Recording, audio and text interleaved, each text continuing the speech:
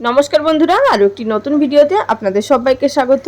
আজ আপনাদের তৈরি করে দেখাবো খুবই হেলদি একটা রেসিপি, তার সাথে কিন্তু অবশ্যই টেস্টও দুর্দান্ত হয়। তো বাড়ির ছোট থেকে বড় কিন্তু এটি খেতে পারবে। চলুন তাহলে আর কথা না বাড়িয়ে শুরু করা যাক আজকের এই ভিডিওটি। তো সবার প্রথমে আমি এখানে নিয়ে নিয়েছি 1 কাপ পরিমাণ সবুজ স্প্রাউট মুগ।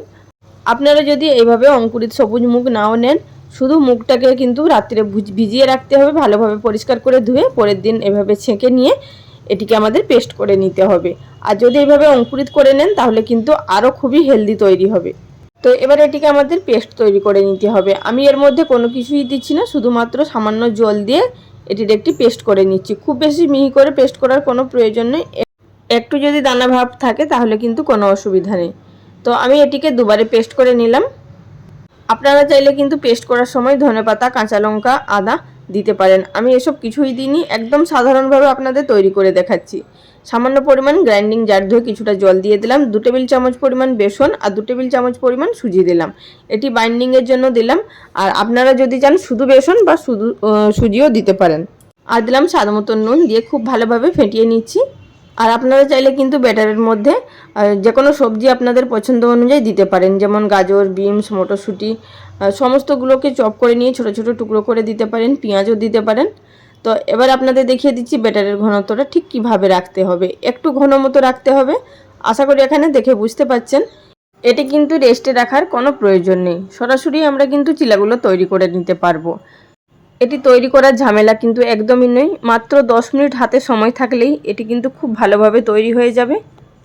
অপরদিকে একটি তাওয়া খুব ভালোভাবে গরম করে নিয়েছি, তার মধ্যে সামান্য পরিমাণ তেল ব্রাশ করে নিয়েছি। তারপর 1 থেকে 1.5 হাতা পরিমাণ ব্যাটার দিয়ে এভাবে একটুখানি গোল করে নেব, দিয়ে এটিকে মিডিয়াম ফ্লেমে রেখে নেব প্রায় 30 সেকেন্ড মতো। তার মধ্যেই কিন্তু খুব সুন্দরভাবে একদিকটা হয়ে যাবে।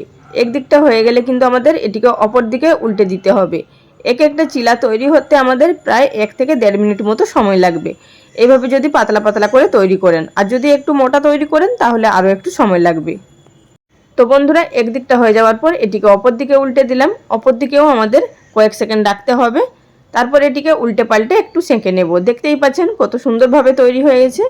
তো এটিকে তুলে নিয়ে আরও একটি আপনাদের দেখিয়ে দিচ্ছি। অঙ্কুরিত সবুজ মুগ শরীরের জন্য কতটা উপকারী বা এর মধ্যে থেকে আমাদের কতটা প্রোটিন পাওয়া যায় সেটা আপনারা সবাই জানেন, এটিকে আমার বলে দেওয়ার কোনো প্রয়োজন নেই।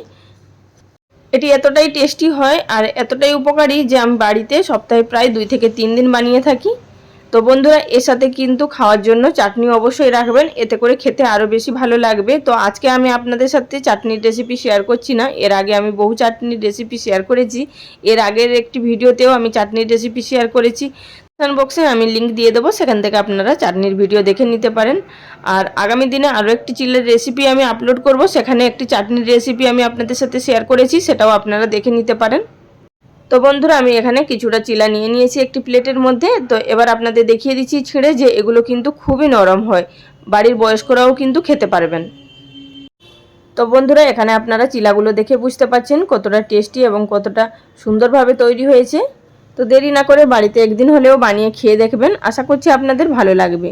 তো বন্ধুরা, ভিডিও কেমন লাগলো অবশ্যই জানাবেন। সবাই ভালো থাকবেন, ধন্যবাদ।